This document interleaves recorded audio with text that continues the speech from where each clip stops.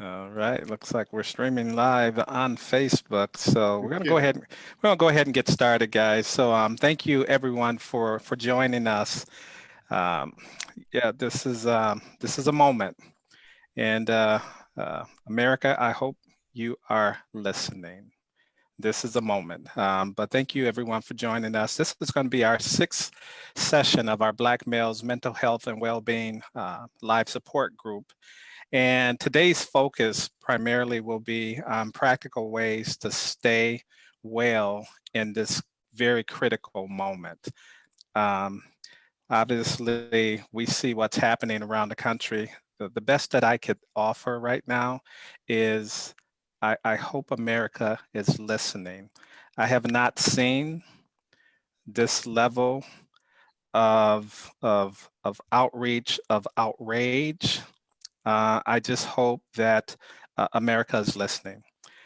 The other thing that I want to share is obviously a quote that I've been hearing all over the media is Dr. King's quote, riot is the language of the unheard. I think folks have been talking this language for a while. They're just now moving it to action. I did read that the Pentagon is now going to mobilize the military and the police to be in Minneapolis. Um, I don't know what to say about that. I would have liked to seen a simultaneous message that if that is the course of action that you're going to take, let's follow that with a message that we are going to invest billions of dollars to help correct this wrong. But with that said, let's get into, let me introduce my panelists. Again, I'm Aaron Perry. I'm the president of the Rebalance Life Wellness Association. And we also have Dr. Alvin Thomas, Dr. Logan Edwards, and then Daryl Davidson. And these gentlemen will go ahead and introduce themselves and say a little bit about their background. And we're going to get into this very critical and important discussion. So let's start with Dr. Thomas. So I'm Dr. Thomas. I am an assistant professor in the School of Human Ecology at the University of Wisconsin-Madison. I'm also a professor of human development, family studies, clinical psychologist by training. I focus on parent-child relationships, parenting effects, specifically looking at the role and influence of fathers in building resilience among adolescents and youth. I also focus very specifically on the positive development of African American youth, more specifically, of course, African American boys, exploring issues like violence, mental health outcomes, academic outcomes, and overall psychological well being. Thank you. Dr. Edwards. Yes, I'm an assistant professor and health education program coordinator at the University of Wisconsin-Whitewater.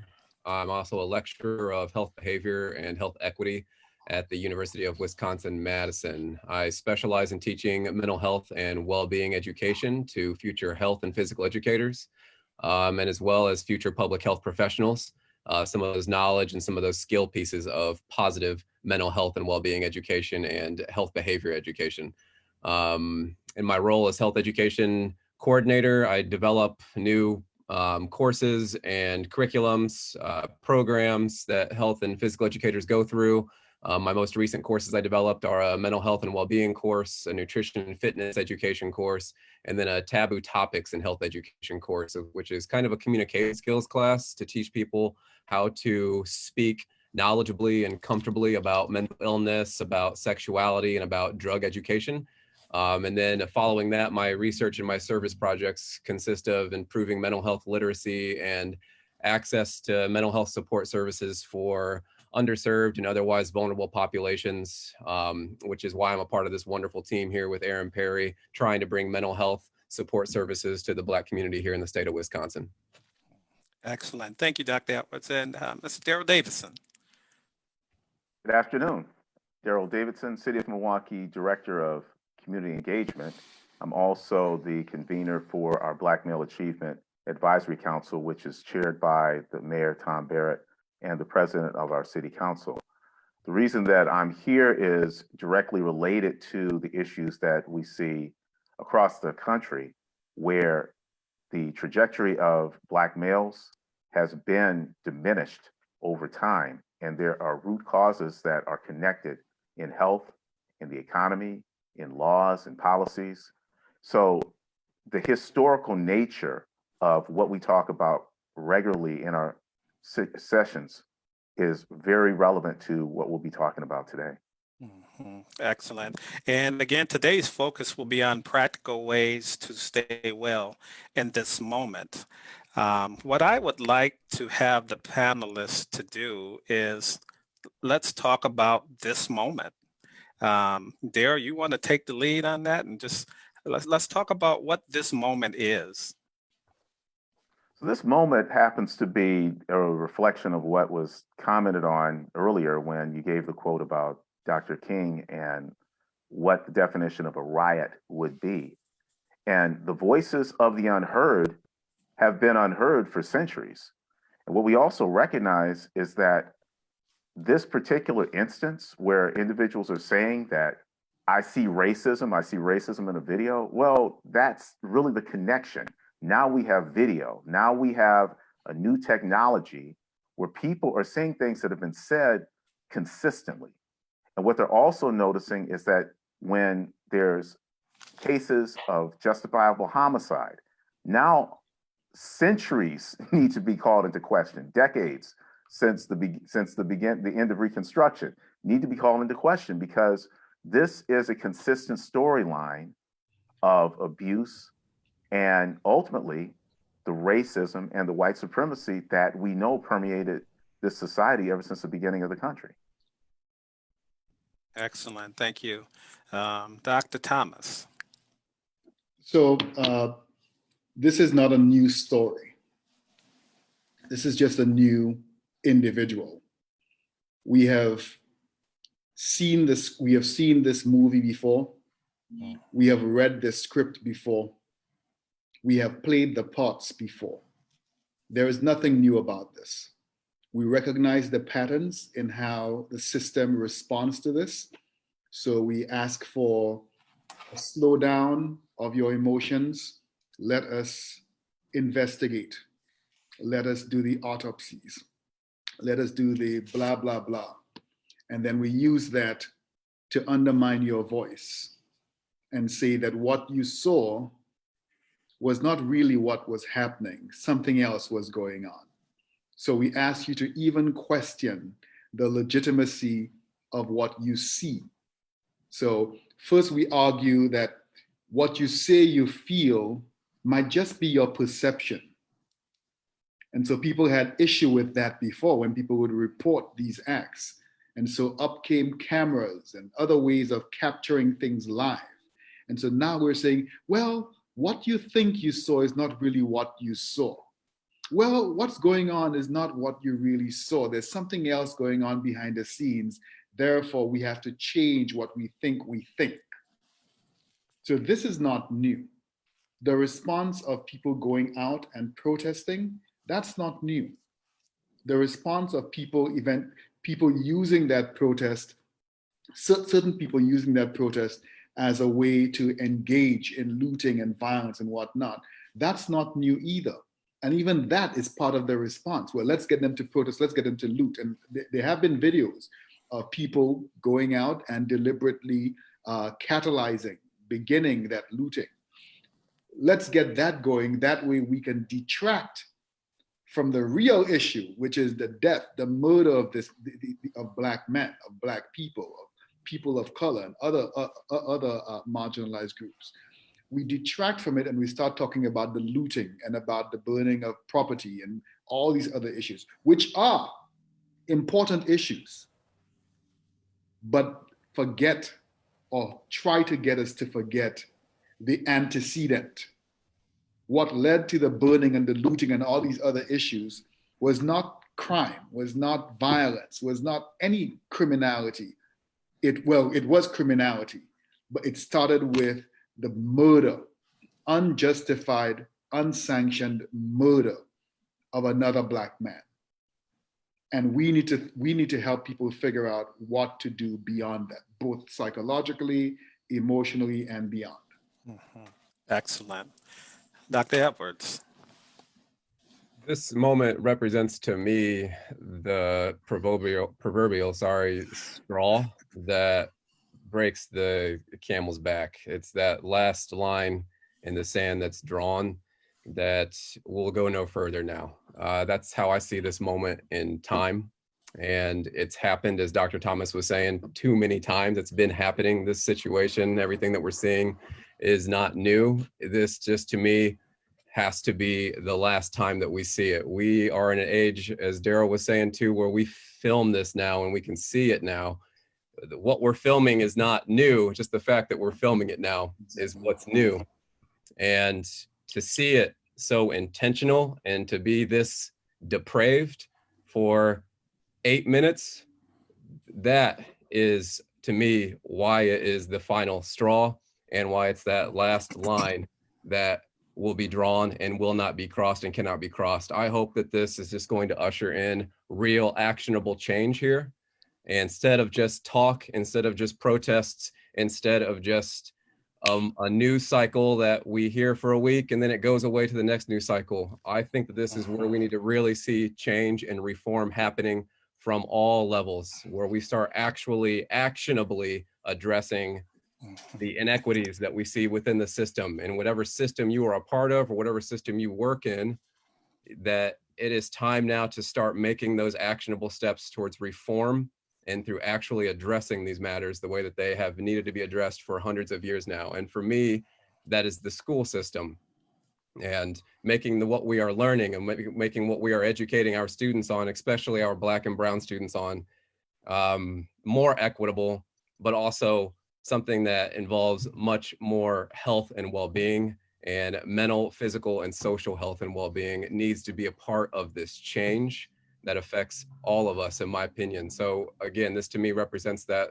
straw that breaks the camel's back, and we got to reform all of these systems now: the criminal justice system, the school system, any system politically that has been stagnant for far too long when it comes to these issues. It is now time. Absolutely, absolutely. There will be two things that I will consistently state throughout this discussion. One is obviously Dr. King's statement: riot is the language of the unheard. Also, America, I hope you are listening. Dr. Thomas stated this is not new. I just wanted to share just a incident, I shouldn't say incident, but something that changed my life early on. I didn't realize it was trauma. It is what it is. But I was 4 years old, and I remember living in Milwaukee. I remember my mom was trying to pick me up, and I was trying to break away from her grip because I wanted to go down on the street and I wanted to play with the army men. And I kept saying, Mom, I want to go play with the army men. I want to go play with the army men. And my mom kept saying, son, look at what this country has become. I was 4 years old, and I remember that very clearly. I also remember the army men running through the street. It was actually the National Guards. I remember the buildings on fire in Milwaukee, burning, trees on fire. I also, what is etched in my memory forever, was seeing those 3 Black males riding down the street with fur coats draped over their back. They had like 10 of them. They had just looted the fur store. The Black businesses were on fire. Ladies and gentlemen, Dr. Martin Luther King had been assassinated. And that's what this was going on. I was 4 years old. 50 years later, I'm watching TV and I'm seeing this same thing play out. And I'm constantly seeing whether it's Facebook and people wonder what's going on? Why is this happening? You know, this is not new. This has been a part of my entire being. And we see moments when things appear to be moving in the right direction. And then we have an administration change. And it's like starting over all over again. So with that said, I want to definitely make sure that we get to have my panelists focus on. I know Dr. Thomas shared something that he observed right before we went live. You want to share that, Dr. Thomas?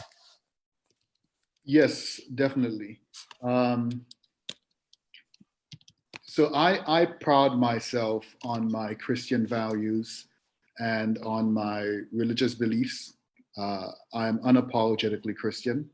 I embrace my faith wholly. There's a scripture verse that says this, that greater love has no man than this, that he would lay his life down for his friend. And who is our friend? Is our friend the person that we know? And I think Jesus answered it very clearly. He said, your neighbor or your friend is anybody you meet and anybody you choose to be kind and loving to. And I saw people walking by with placards and whatnot, and I figured that there was something going on at the state capitol. So I walked up to the state capitol to see what was going on. And I almost burst into tears because people had chosen, even with a pandemic going on, and you could tell that they were obviously aware of the danger that they were putting themselves in, because almost all of them were wearing face masks. So they knew that not social distancing was potentially going to put them at risk, but they were willing to face that risk and put their physical bodies on the line for me. Because they also knew that I probably could not necessarily join that march, because I was more likely to get shot, arrested, or otherwise at a march like that than they would. And I looked at that sea of people marching and chanting, no justice, no peace, Black Lives Matter, and reminding me that my life mattered. And I watched that sea of people, more than 1,000 strong, Wisconsinites and others, marching down, all kinds of folk, a ton of white folk, marching down and snaking through that street. And I kept watching. And the longer I watched, the more people kept pouring down that street. And my heart just broke, because I was watching people who were saying, we see you, we hear you, we know your pain, and we are going to come out here and speak for you. We are going to come out here and represent you.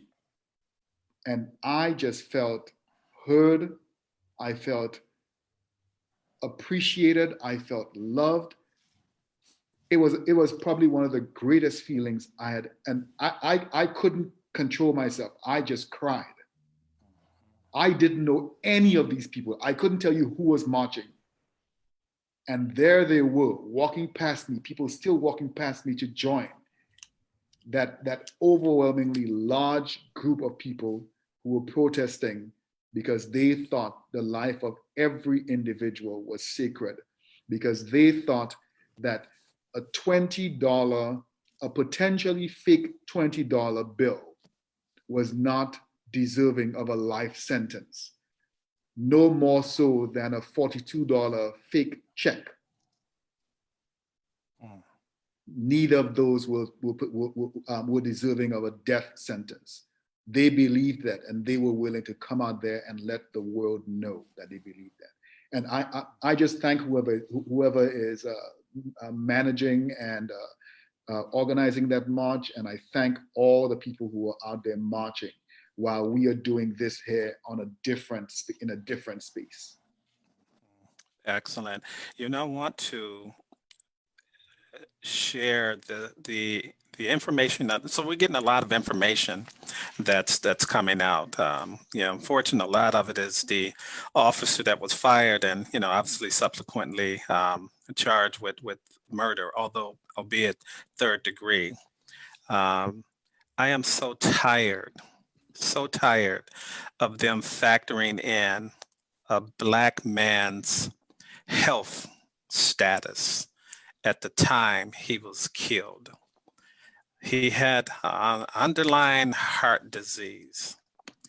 I am struggling with this. We know that they are desperately awaiting the toxicology report to come back so that there can be another layer of, see, this is why this happened. How do we talk to our young men that have already grasped this, picked up on this unfairness? What does our health status have to do with us dying at the hands or the knee of someone that has their knee on our neck? What does that help my the young people understand, because we will be sharing this out broadly. And I want that message to be clear. If someone, you want to take that, Daryl or Dr. Edwards? I'll start off. And what I will say, I appreciate what Dr. Thomas was just saying, because as far as it goes with mental health, he went in the right direction, because you do want to be around people who bring that stress level down. Those individuals where you say, you're connected to where I'm coming from on this issue. The individual who now has support, they say, brother, I can help you, I can get you over here. I'd like to see us be that type of thing for people on this webinar. But to address you directly on this one, Aaron, even bringing up pre-existing health conditions seems to be so egregious. I mean, can you imagine if that type of thing was said about Dr. King upon his assassination? They said, well, Dr. King had heart disease, and exactly. I mean, Right, that's how ridiculous this is. It completely takes you away from what the issue at hand is. Someone was killed and should still be here. But even beyond that, let's take a look at the relevance of that storyline. Racism, structural racism, the routine demands of survival, even the relationships that ultimately lead to a person's success or failure, and it's not even directly related to your intelligence or the amount of motivation you are to reach your goal. It's continually a series of barriers and blocks and challenges. Those are the things that lead to those pre-existing conditions, as well as having a love for a family where you may be the role model, and yet it seems like every step you take, you can't seem to be the provider or the influence that you dreamed that role was supposed to be. And in comparison, there are so many other people who may not look like you who can say the words, well, pull yourself up from your bootstraps, or I made it and I had my own challenges. What's your problem? Those are the types of things that wear you down mentally and ultimately wear you down physically. And what I do say to our younger brothers, I let them know they do need to talk it out. They do need to say, I am going through this. It's not the time to just explode. We've already had recently local news where someone went through those types of things and they said, well, I just have to just shoot up the place. Mm-hmm. We don't need that either. Exactly. But what we do need are avenues of communication. And we also need providers who are conscious, who are competent, who recognize that these are basic human rights. So now you will ask that question. You will listen longer. And ultimately, as we see with the prescription drug crisis that led to the opioid epidemic, if a person is in pain you need to listen to that person express the pain that they're in and believe them. Absolutely. Yeah. Dr. Edwards. There's a lot there, and I can just kind of speak to my first thoughts when I heard them start talking about the underlying health conditions and the toxicology report. And what I would tell people and remind them of is to hear that for what it is, in terms of trying to either take away from the situation at hand or just trying to distract you from the main point. And to me, being able to separate that out quickly allowed me to finally see and quickly see that any of those factors by themselves independently wouldn't have led to George Floyd's death. The underlying heart disease, if he was intoxicated at that moment, he was up, walking, breathing, and alive minutes before that happened. So independently, by themselves, him being intoxicated and or him having underlying heart condition wouldn't have killed him 10 minutes from that moment. The fact that the knee on the neck for 8 minutes, even 3 minutes after he was already unconscious and unresponsive, is what killed him.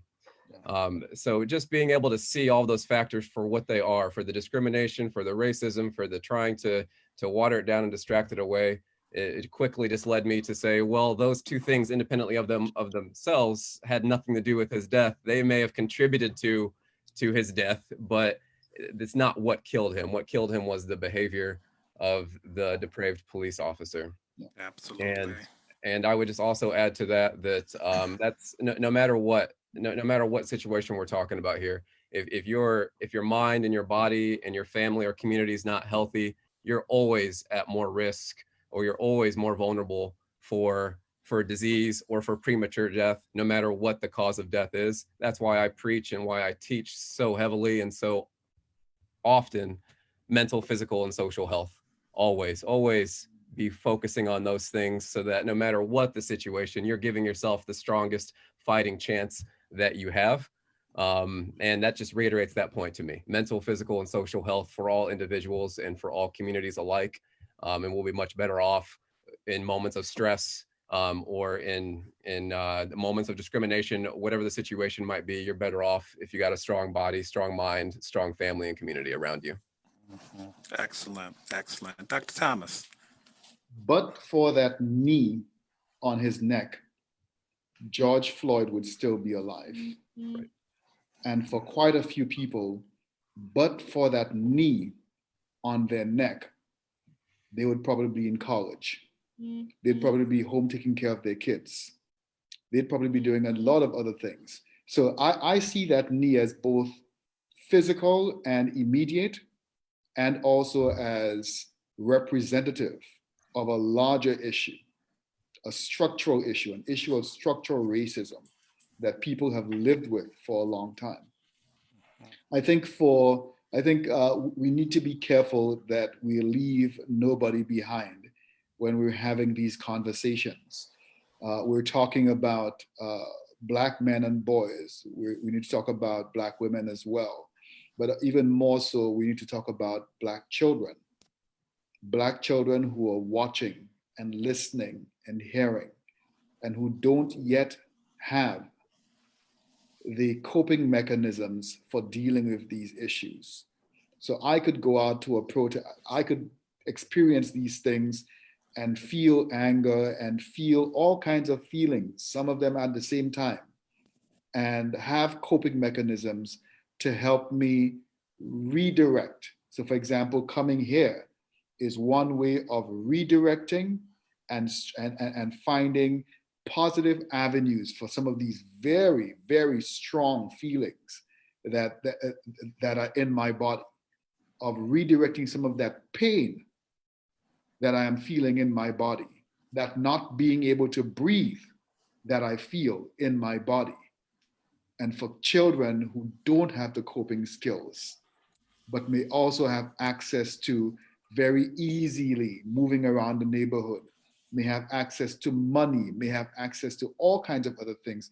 We need to be careful that they don't end up using that access, using those resources, using that limited development in the limbic system and the limbic brain, that limited ability to reason and to figure out future consequences of current behaviors, use that as a way to hurt themselves and make themselves a statistic. It's our responsibility, therefore, to pass on resources to them, but as Daryl said, to create a space where they can come in and sit down and talk about this in whatever way they want to talk, using whatever language they want to use, making it a space that's non-judgmental and open for them to say exactly what's going on in their bodies, to tell you exactly how they're feeling, exactly how they're thinking of responding.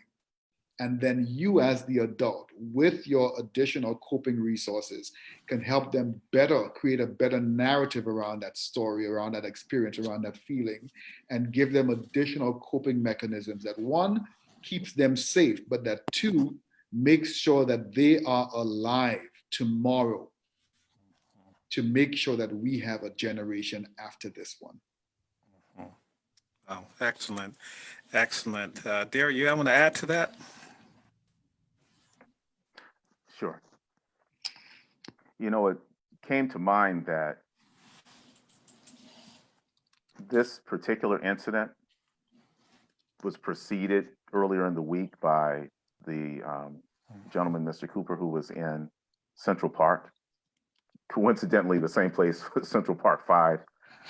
And he was in a similar environment that Emmett Till ended up, where someone was going to tell a story about him that was not true, and they knew what the outcome was going to be. And that's the conversation that I have with younger people, that it's not you necessarily doing anything wrong. I mean, you're a citizen of this country, you live here, you're a resident. You should be able to go to the park and enjoy the park the way that everybody else is supposed to enjoy it. No different than any other person, except you are perceived different. That's what needs to change. And Aaron, when you were speaking about 50 years ago, I do want to say this.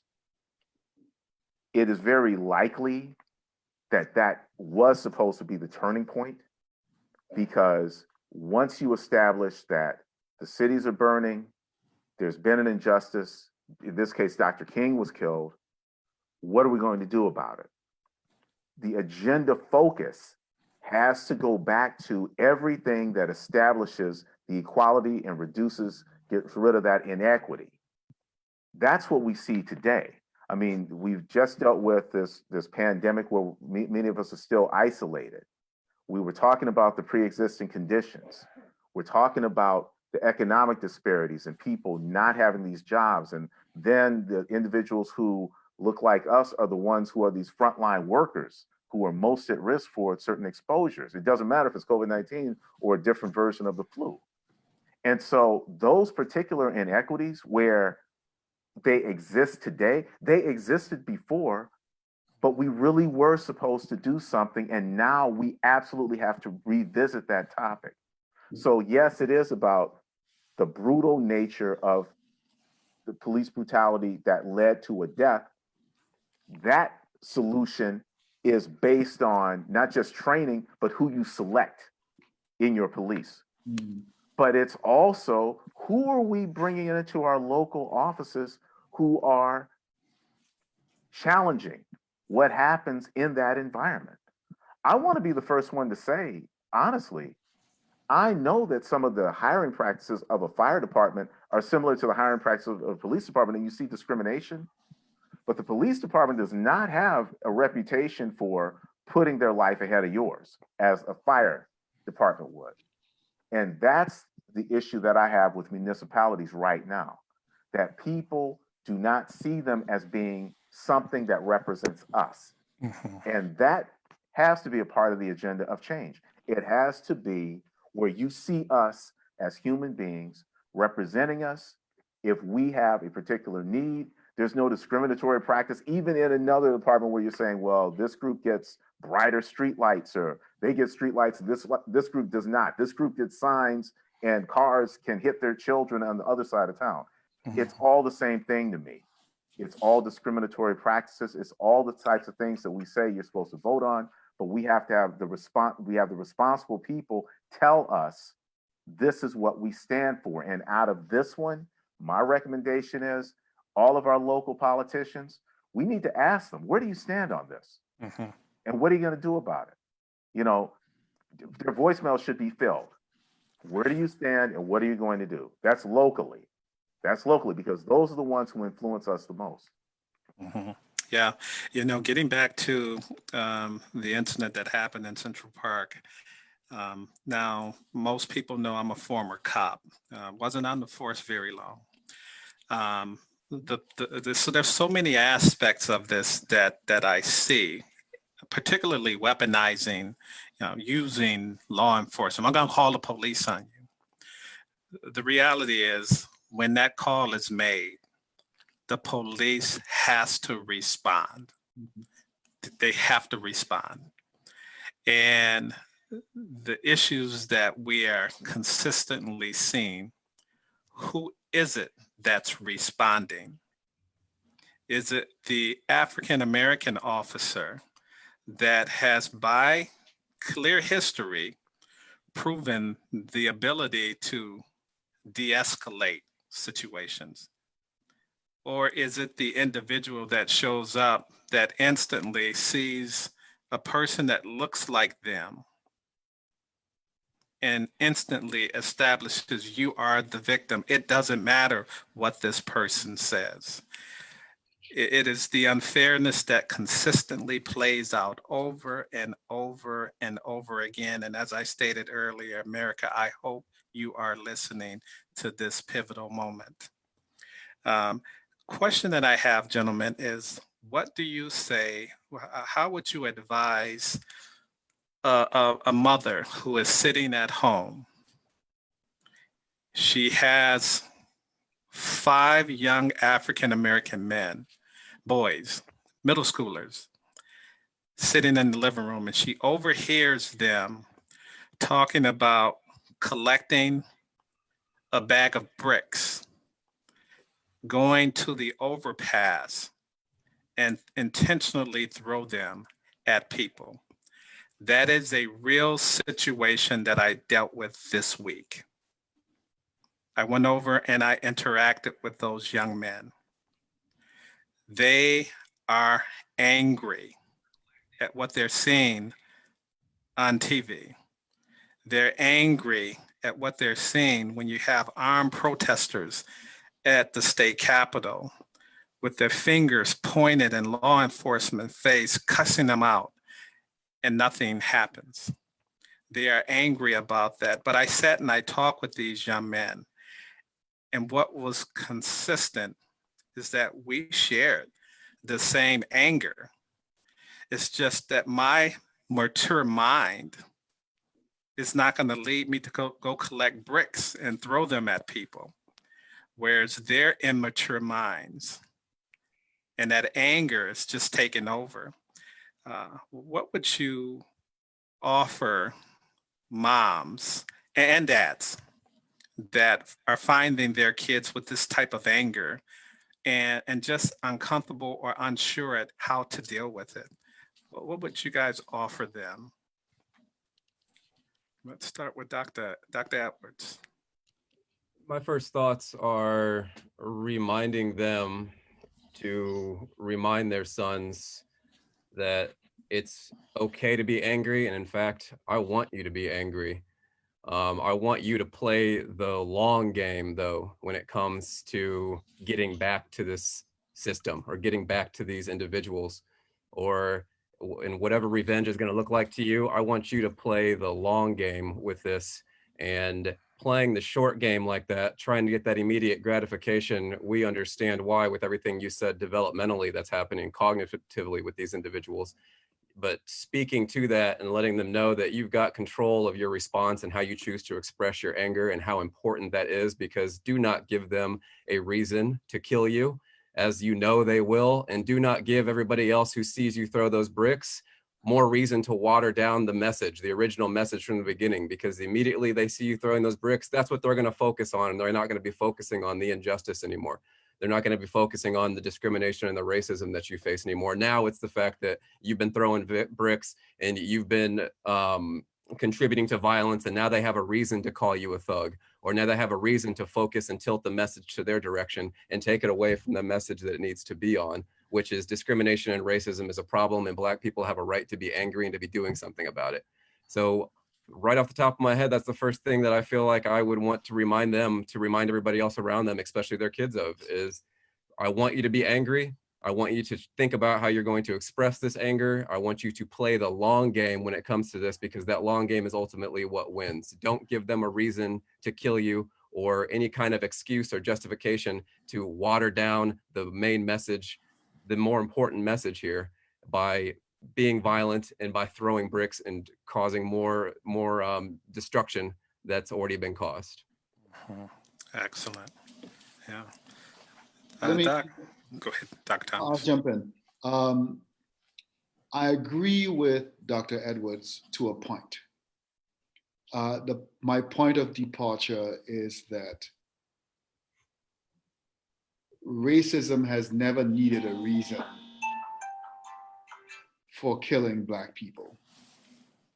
Whether we throw rocks or we don't throw rocks, whether we sag our pants or we don't sag our pants, whether we're clean cut or we wear dreads, whether we play loud rock music or hip hop, or whether we play country and western, whether we play basketball or we play hacky sack, whether we swim or we don't swim.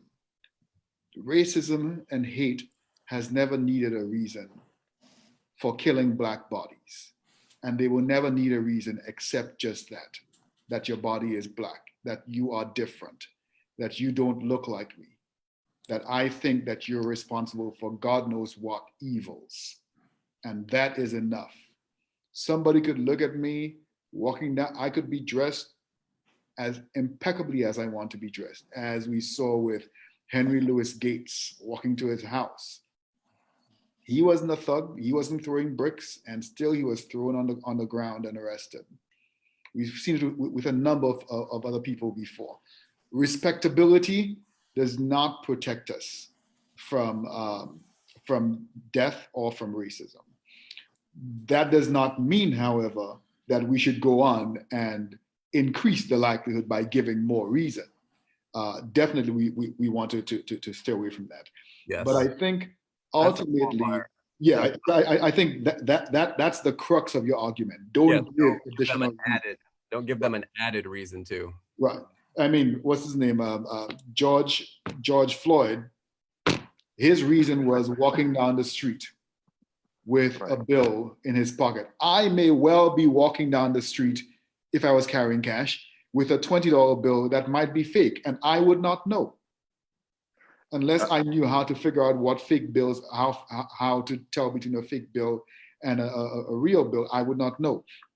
I think, though, that for back to the original question, which is, what do you do with these kids who are home and struggling with these very strong emotions, with these really powerful experiences? We have long denied Black boys their tears. We have long denied Black boys their emotions. We have long denied Black people their anger and their humanity. So if you're angry, protest. But when you protest, don't kneel. Well, don't kneel, but don't throw up the fist. Well, don't sit down during the anthem. Well, don't do this and don't do that. Well, when you protest, just walk quietly, but don't block the streets. But don't shout too loudly, because then you're making noise and you're affecting God knows who. Well, don't do this to so many people. Well, do it during this time instead. So there's constantly changing the rules and making the rules of what it is and how it is that Black people are supposed to respond. And it is the responsibility of adults and parents specifically to dismantle those rules around the Black bodies of Black children, at least in your home, dismantle those rules and allow your Black son, your Black daughter to be able to come to you and say, I am pissed off. I feel like I could, whatever, whatever, whatever. And let them come to you with all of their righteous indignation, with all of the piss and venom that they're feeling, with all of the sadness, the determination, the anger, and let them release it with you. And releasing it sometimes just means I can just tell it to you. And for others, it's just, I just need to cry about this. Or I am just crying and I don't know why and I can't control it. Make that space available for youth to be able to come and have these real feelings of vulnerability, of catharsis, of being able to express and share their emotions. And once they've done that, you now sit with them as the parent, as the elder, as the guide, and say, let's think of ways we can figure out how to channel these strong emotions. So maybe now we're going to go down to this organization downtown and use that, volunteer there.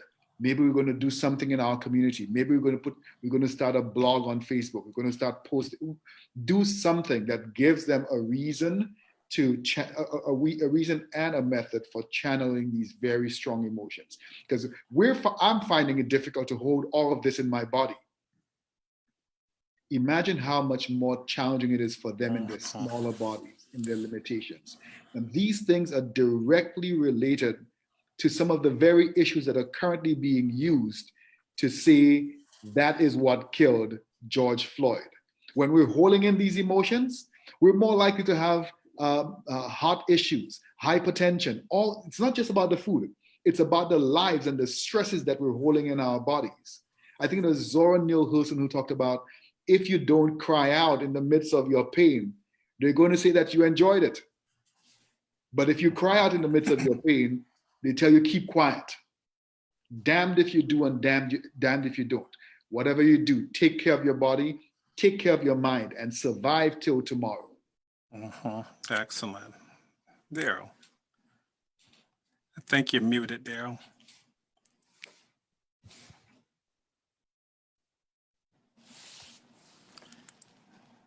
Oh, I think you're still muted. Okay. There you go. There you go. Yeah, it's funny. It's muted by host. Okay. I really appreciate what Dr. Thomas just said. Let me add in some things that I was thinking about. Dr. Frances Cress Welsing said that the key opponent to racism is the family. It's the family. Easily, we have to be able to go to someone and say the things that Dr. Thomas was elaborating on. But I want to add one more thing in there, and it's related to what Dr. Joy DeCruz talks about, which is many of us are broken. So then it's very difficult to ask a very key question here. I heard you talking about having bricks. I heard you saying this is what you wanted to do. One of the questions to ask would be, when have you done this before? Because often people just don't come up with that idea. How have they been handling that particular level of stress? And in this case, we may have someone who might get a clinical diagnosis of depression, because that's how it shows up in youth anyway. So being honest, it is okay to be angry. And yet I know that there may be something else here. We need help here. So no one is supposed to be judgmental. The adult absolutely understands the historical evidence that has led into this. And maybe the child does not have enough confidence in the adult being able to help them with this. That level of insecurity has been the mother of so many episodes of violence. I don't know what else to do, is what people say. I didn't know where else to go. Well, didn't you have a parent? But my parent couldn't do anything. So we owe that to our children. We absolutely owe it to our children to find a place of stability. So it does not have to look like what the movies show us, but we have to be consistent. We have to be the type of role model who can say to the child, no matter what, I don't care what it is, you can always come to me. Mm-hmm. And in the most dire of circumstances, we can't be the one to say, I doubt what you're saying is true. I mean, how could somebody put their knee on your neck? I can't. The police weren't trained to do that. If someone told you that, it sounds unbelievable, and yet the parents should believe it, as we see from the evidence today. But something else to even add here, and I noticed, Aaron, that you started off with, what would you tell a mother? Well, the very first thing is that I would start off with the mother. I would let her know she's not alone. Yeah. She can't isolate herself from this either. Just as we're saying for the youth not to get isolated, the mom can't be isolated, because once we start hiding things, then the decision-making process goes in a very negative direction. Mm-hmm. And now it's all based on desperation. So I'm encouraging people to tell the truth about their circumstances. Mm-hmm. And it doesn't have to be something that was carved out and you were directed to do it. I love that quote from Zora Neale Hurston, because it is correct. We can't be just, cookie cuttered into or pigeonholed into something that's supposed to help us. We are human beings, and each one of us has a different design and a different history that has to be addressed in the manner in which the solution can be healed and solved within us. Mm-hmm. Wow. Yeah. Thank you, gentlemen. This is and Aaron, one more thing. I saw that Annie sent a comment, and I didn't want to ignore what she had sent earlier. Okay. I'll piggyback off that, and then I'll also speak to that comment if we all can. I also just want to reiterate, I think that the immediate response for all of us too, mother or no mother, if it's your kids or if your friends, immediately expressing understanding and empathy for their instinctual gut reaction on how they would like to respond with anger and with aggression and with violence. I understand that. It is not my first or my preferred method, is what I would say to somebody. I have said this to my friends in the last few days. It's not my first or my preferred method. However, I do understand it. When somebody is silently protesting and then they get ignored, and then somebody yells and then they get ignored, and then somebody screams and then they get punished, and then somebody actually then gets aggressive and then they get further ignored and punished, what do we honestly expect folks to do? So to me, I understand the protesters.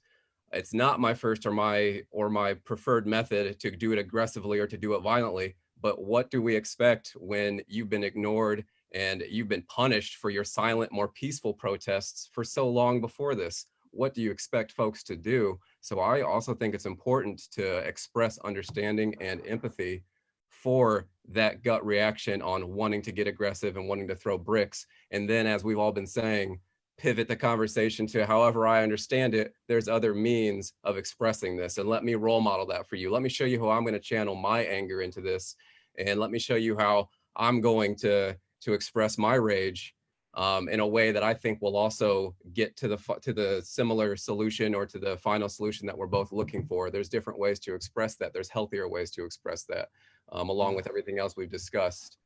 And to the question that was asked, I just want to say the first thought that came to my mind when it comes to this being in groups or not being in groups. I think that being in groups is always a safer and healthier means for survival. And I kind of go right back to thinking about sexual assault prevention, which is trainings that I teach athletes at UW Whitewater, men and women alike.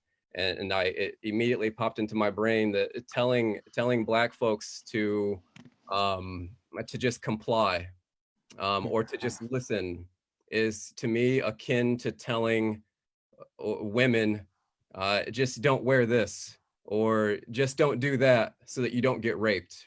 Mm-hmm. And I've always hated that. Just comply or just listen and just sit there when you are being discriminated against, or when you're having your own human rights taken away from you. Just comply so that you don't get killed. That, to me, we've got the lens and we've got the focus on the wrong on the wrong person and on the wrong situation. It's not protect yourself so you don't get raped. Why aren't we focusing all of our energy on the rapist? Why aren't we shutting them down and teaching them how and why not to be that way? The same thing with those who are taking away our human rights and who are killing us on the streets. We shouldn't have to comply when our human rights are being violated. We should have to focus our attention on the violator and say, this is how and why you shouldn't be doing what you're doing. So the one thing I wanted to add to this, Aaron, is that I would definitely make the parent aware of the anger pointed outwards, but the piece to not be caught off guard for is the anger turned inwards. So keep an eye out for how that anger turned outwards might be used against anonymous targets, but also known targets. Do you see that child? Keep an eye out for potential changes for the interactive relationship within the family. Does the child become more easily irritable? Is the child becoming more aggressive with siblings, with pets? You want to kind of keep an eye out for that. That gives you an idea that that child is not yet coping properly with this and may need additional support and services to help them cope with it. But even more important is when that child starts to turn that anger inwards. So self-isolating, depressive symptoms.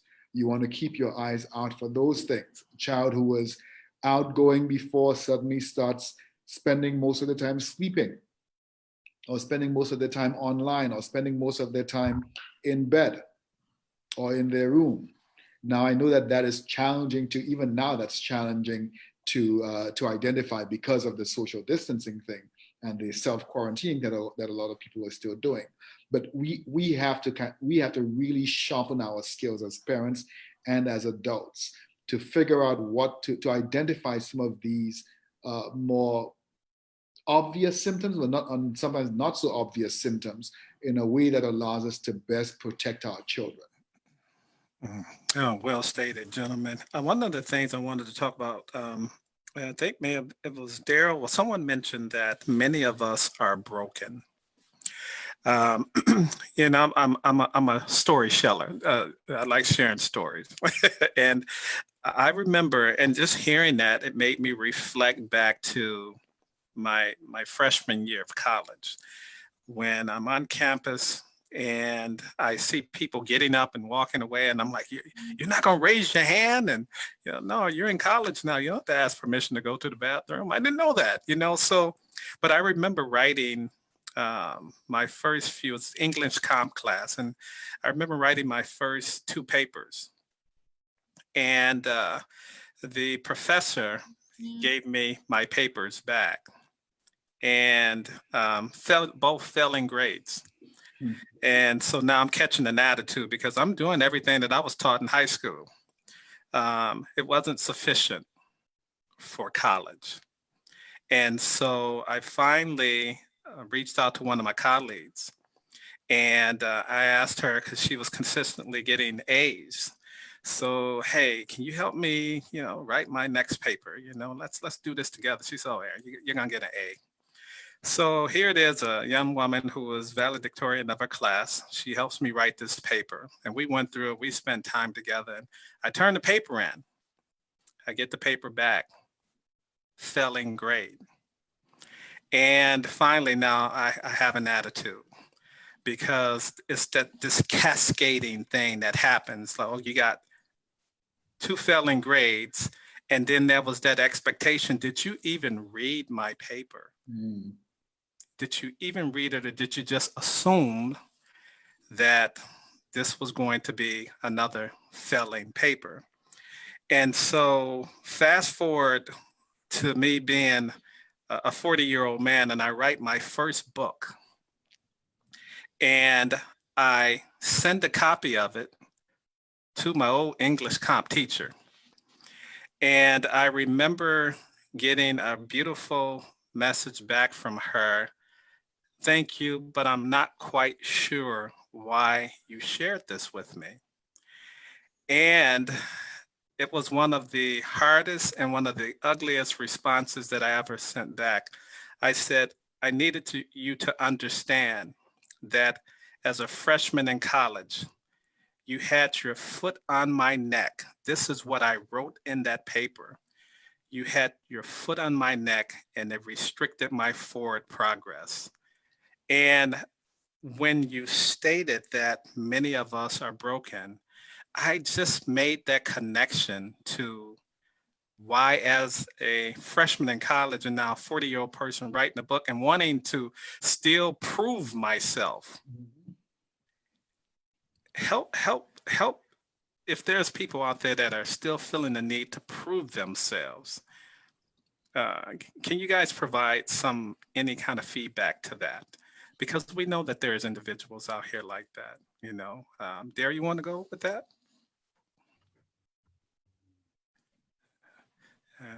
Think you're muted as well. How about now? There you go. Okay. It's interesting because my family history, my brother and I are the very first who were in an integrated society. Both my parents are from the South, and just based on their ages, the Civil Rights Bill, they were adults. So they completely missed that episode. What I would not have known as a small boy is the racial dynamic and how I'm perceived as a child, which is what you're referring to. So you start off as a 4-year-old, as a 5-year-old in kindergarten, and you're getting discriminated against. That seems insane. And yet that's the reality we're getting. So 2 things here. The very first part is the parent has to admit that they're trying to navigate you through something that they don't know. They understand it from a completely different perspective. They know it from their history, they know it from their own family, but they do not know it the way that you know it. They don't have that college professor that you're talking about, because in their mind, that's the person who's supposed to help you reach your highest potential in English composition. Why would that person want you to fail? That's their position. And we have to see that part of our message is there is a duality in the world that we live in. It's not something that we created. So you never tell yourself it's your fault. That's the beginning of it. You don't diminish anything about yourself, your nature, your goals, your aspirations. You are an intelligent person. You are a person committed to what is right. You have something to offer not only to us and to yourself, but the world. You have unlimited possibilities.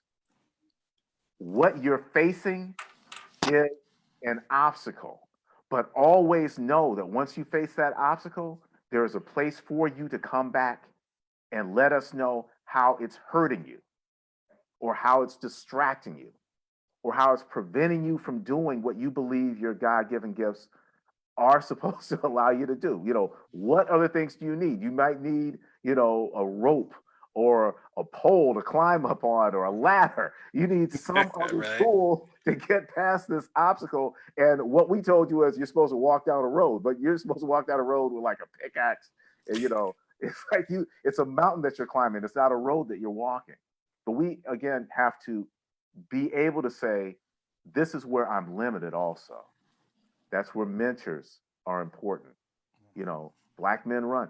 All these other activities where people are getting together who are like-minded. I don't know this, but I know somebody who is more well-versed in this subject. That's the person I'm going to have, you talk to or work with, or perhaps intern with.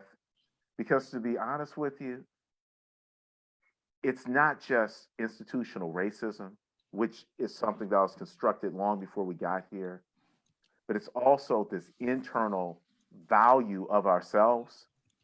Do I trust me, or do I trust what the media says about this group of people who are supposed to always be right, or I'm supposed to be aspiring to this? And the last thing I'm going to say, since we're on that subject and you mentioned higher education through English, please don't be fooled. You know, one of my earliest experiences that completely floored me, I remember watching an African-American cardiovascular surgeon who knew that I had an interest in science. And he said, well, why don't you come to the hospital and I'm going to do a surgery. And I got to look at him through a window, a Black cardiovascular surgeon and two white ones. And I was a teenager and I watched how those white surgeons talked to him. A highly educated man was talked to like he was, you know, he didn't belong in there. And it was, they're fighting over a body that is under anesthesia. But no, there was no video camera. But that is what emphasized it doesn't go away no matter what level of education you have. Mm-hmm. Yeah. Thank you for that, Daryl. Yeah. Dr. Edwards.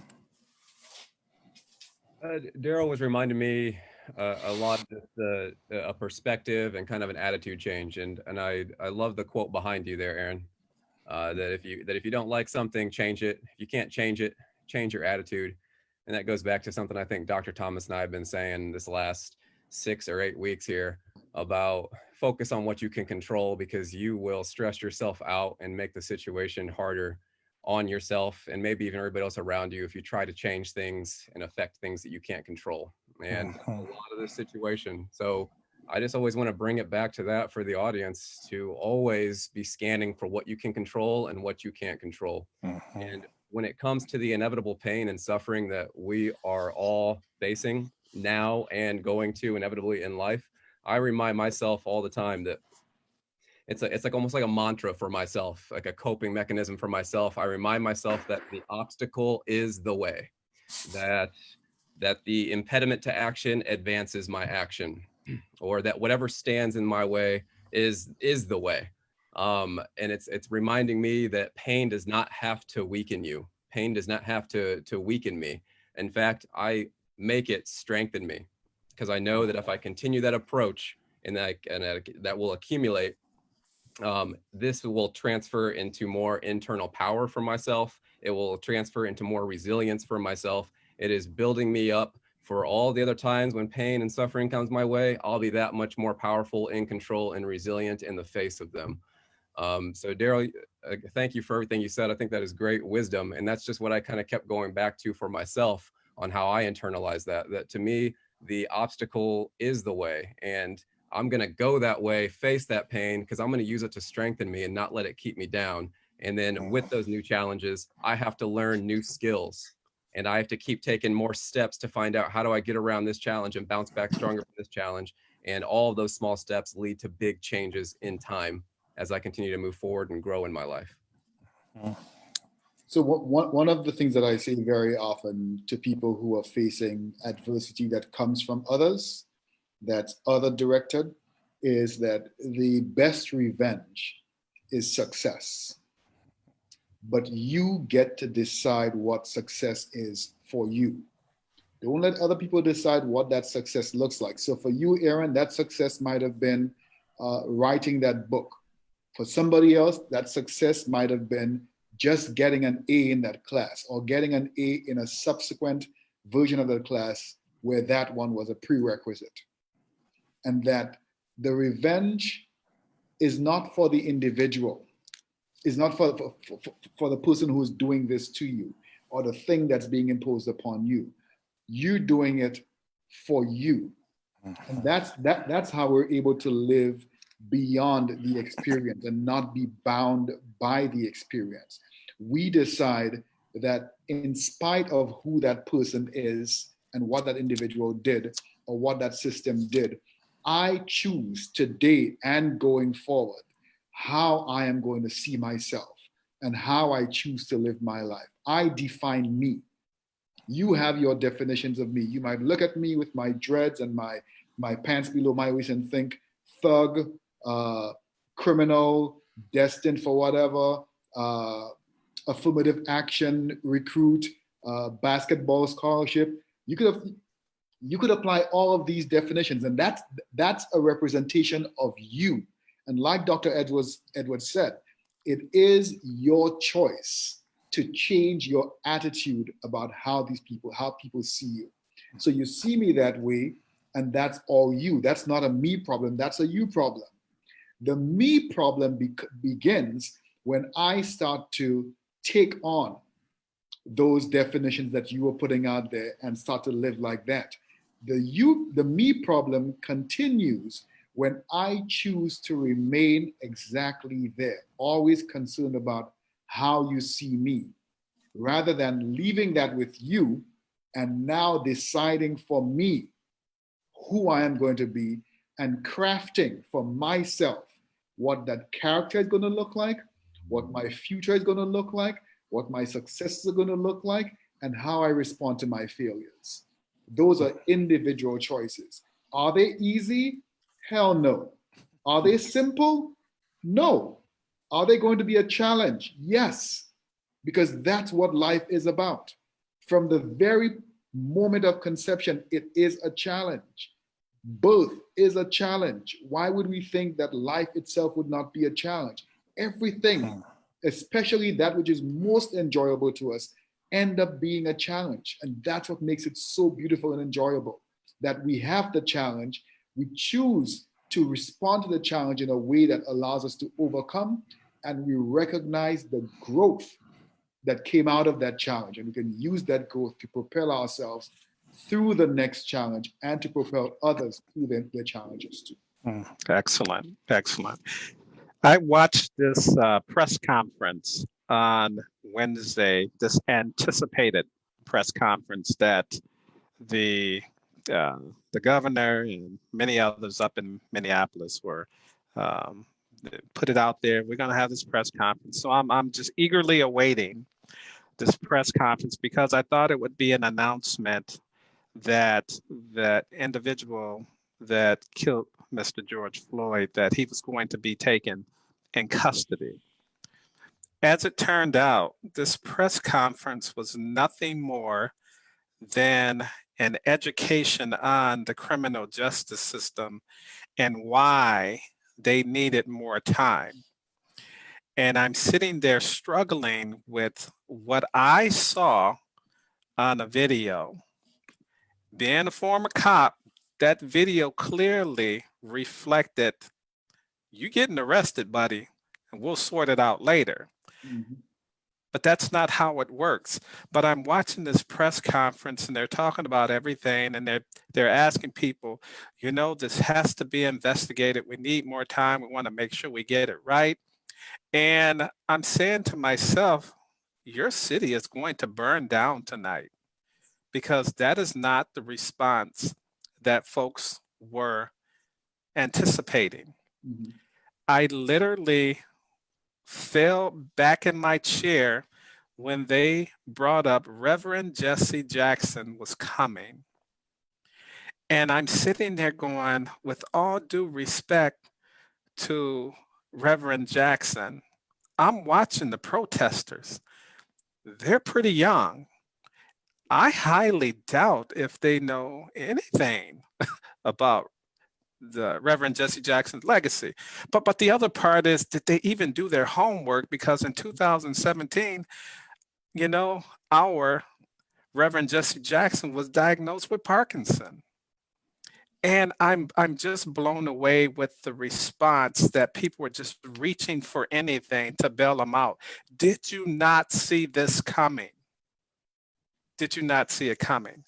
And so we have about 13 more minutes, gentlemen. I just, if we can share something that if we have someone that's on edge, that's angry and not knowing how to release that, let's give them some things that they can take away. And let's start with Daryl.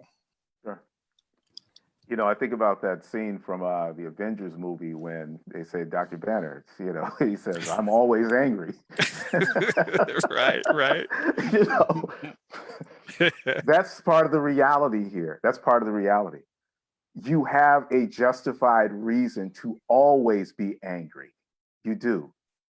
How is that anger going to be focused and create something positive? again, people say that there's an electoral process, that we live in a society where your vote matters. You want it to matter? It matters every day. It doesn't just matter on a particular day of the year, like June 9th or August this or November this. It matters every day. You have to talk to your representation and find out where they stand on things like this. That is a beginning. You need to tell your children, this is part of the process. It's no different than if you get shortchanged at the grocery store. You're going to say something to somebody. You're not satisfied. Well, you need to say something to the people who can bring that satisfaction here. The other part of it is have a focused agenda. Now, I'll be the first one to admit, when Colin Kaepernick said, I'm going to take the knee and I'm going to do this because of police violence against Black people and death of unarmed Black citizens. But the reality is that started getting muddled, not by him. He knew exactly what he was doing, but it started getting muddled by the masses. It starts getting muddled by the media. We have to come back and say, I know what you want this to be, but this is the reason why we're focused on this topic. Keep going back to the original talking points. And as the expression goes, even when you're unheard, at some point, when they hear you, it'll be, well, he was talking about that the whole time. That was what it was. And then a third thing I want to emphasize, it's no different than everything else that happens in society. At some point, when there's an open place for the change to occur, when you get that opening, you have to go in and do it. That opportunity is there. Well, you might as well take that opportunity. And that opportunity might happen when you're, a teenager. That opportunity might happen when you're a young adult. Might happen when you're over 65. But when you see the opportunity to make that change that you said is a part of the agenda, you have to be fully on board. It can't be turning it around and making it about yourself or dragging in people who you said, well, this person needs to take credit for this because they were here 50 years ago when we were talking about it before. At that moment, you change what you said you were trying to change. You live with that change as being a new part of what society is about. For example, if you are saying that you are going to change how you hire police and you're going to change how you train police, if that's what's going on, then at no point in the future do you start bringing in people talking about, well, we still used to do it this way because there were some good things about it. The change is the change.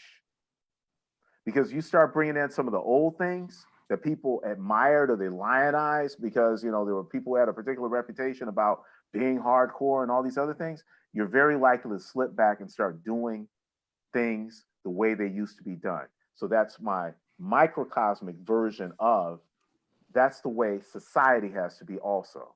When society makes the change where, let's say, you have equity for everybody and people are saying, oh my gosh, well, this is like such a big upheaval. It's a big difference than the way I used to live. Get over it. Excellent. Thank you. Let's go with, we got 8 minutes left. Let's give you about 3 minutes each, Dr. Edwards and then Dr. Thomas, and then we'll close it out. Yeah, once again, Daryl, you reminded me of some great things. I love the message of do not let other people hijack the primary message. They tend to, and they will. And I do think that is the implicit, the bias and the discrimination and the racism that is bleeding through when it comes to these things. They try to hijack the primary message that we're all here for. And I'm going to share my screen real fast. If that's okay. Am I able to? Nope. Well, I'll just read it then, but I always go right back to this quote too by Martin Luther King Jr. when we're talking about people trying to hijack the message now and go right to the protesters and try and go right to the name calling of them, and they're not focusing on George Floyd anymore. And when Martin Luther King addressed this, I think he said it best in saying that it is not enough for me to stand before you tonight and condemn riots. It would be morally irresponsible for me to do that without at the same time condemning the contingent, intolerable conditions that exist in our society.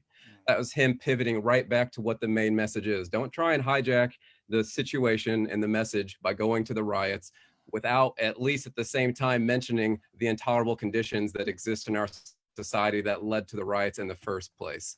These conditions are things that cause individuals to feel that they have no other alternative than to engage in violent rebellions to get attention. And he says, it concludes by saying, and I must say tonight that a riot is the language of the unheard, bringing it right back to what you said, Aaron, at the very beginning. I love that message that we almost have to be on extra guard to not dilute the main message that other people will try and hijack, and they try to change and control the narrative to take away from, I think, what we all think obviously is the main message and the most important message. This whole idea of pulling yourself up by your bootstraps will give us some boots, and then maybe we will.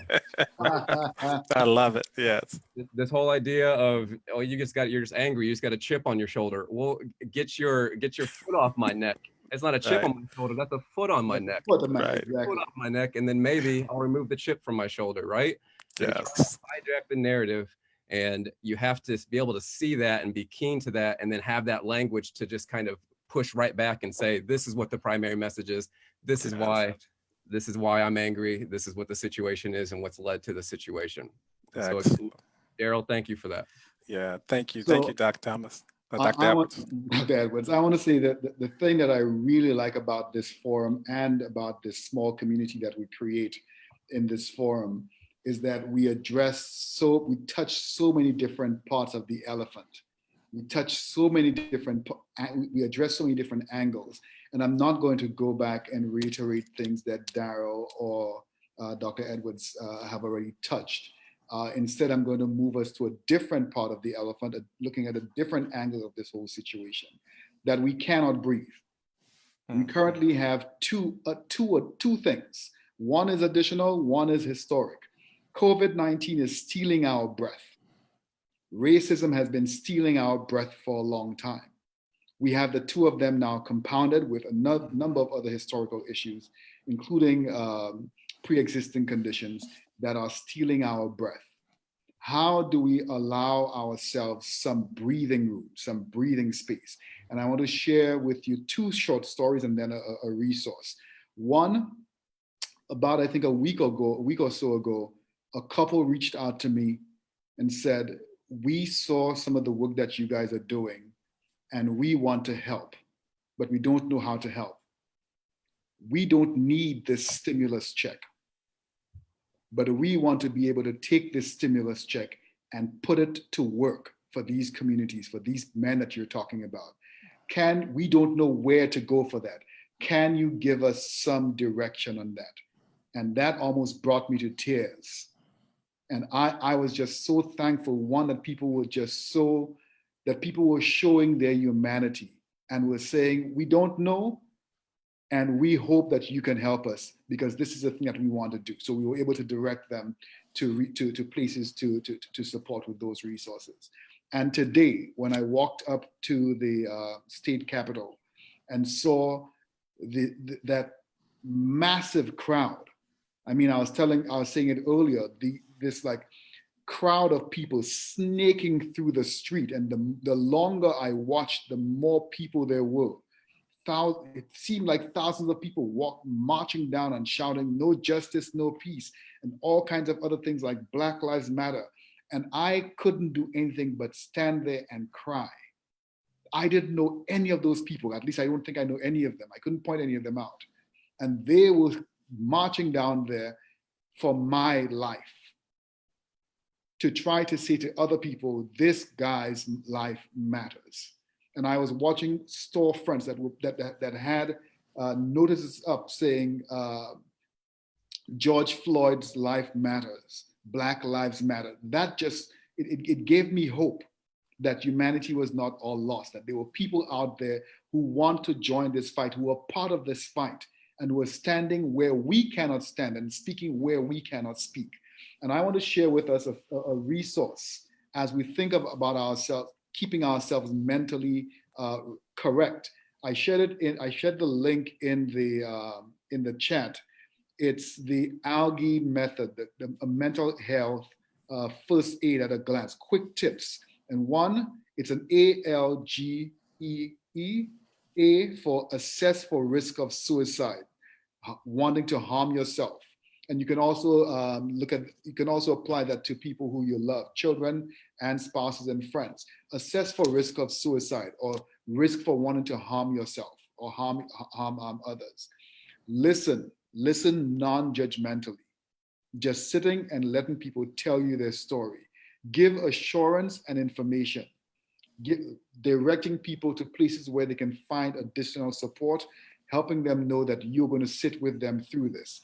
E, encourage appropriate professional help. So letting them know that there's places where they can get help, whether it be their church, their pastor, their spiritual leader, their mental health provider. The other E is to encourage self-help and other support strategies. And this that we're doing here, this mental health support service, not mental health, sorry, this support group for men that we're doing now, this is a part of that final E. Other support strategies to help provide support and encouragement and reassurance for men and others as we go through this. And again, I'm going to say, like I always say every week, if you know somebody who could benefit from this, share this with them, share the recording with them, share the link with them, invite them to show up next week. We're here every Saturday, and we will let you know if we're not going to be here. We're here every Saturday, and now we're on Facebook Live. You just click and you're in. You can ask your questions, you can post questions, you can put comments in there, you can just like, whatever it is. Let us know that you are here, that you're receiving from this, and that you want to pass this on to other people, because this is necessary. We want discussions around mental health of Black men and boys to be something that is normal when we move through this. Moving forward, this has to be a normal conversation. Yes. Gentlemen, thank you so much. I'm just in awe of all of you guys. Thank you so much. More than anything, I'm sure that what I'm saying is consistent with what the participants are seeing. And just so you guys know, this will be live streamed on Facebook after we are done. So the other part, I want to make sure that I thank our sponsors, Wisconsin Partnership Program, SSM Health, Real Dads, and then we have the All of Us program. But more than anything, I want to thank the panelists, Mr. Daryl Davidson. Thank you, Daryl. Dr. Alvin Thomas. Thank you, Dr. Thomas. And then Dr. Logan Edwards.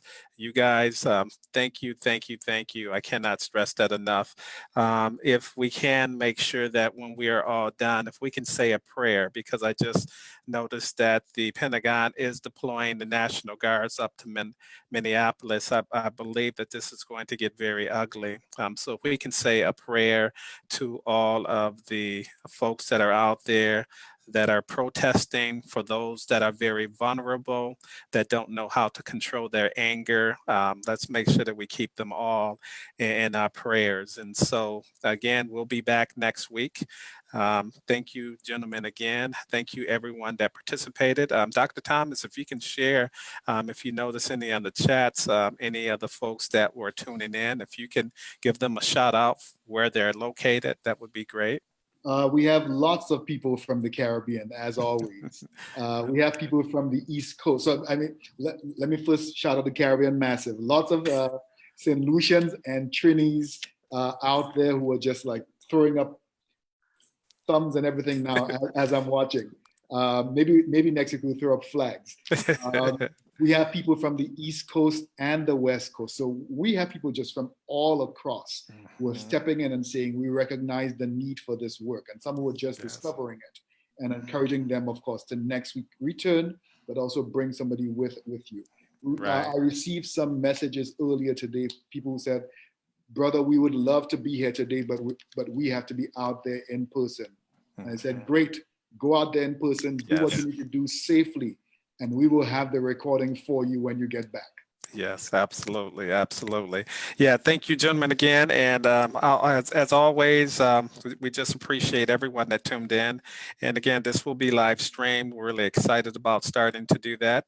But we will definitely connect next week, gentlemen. Excellent. All right. Thanks, everybody. Have a good rest of the weekend. All right. Take care.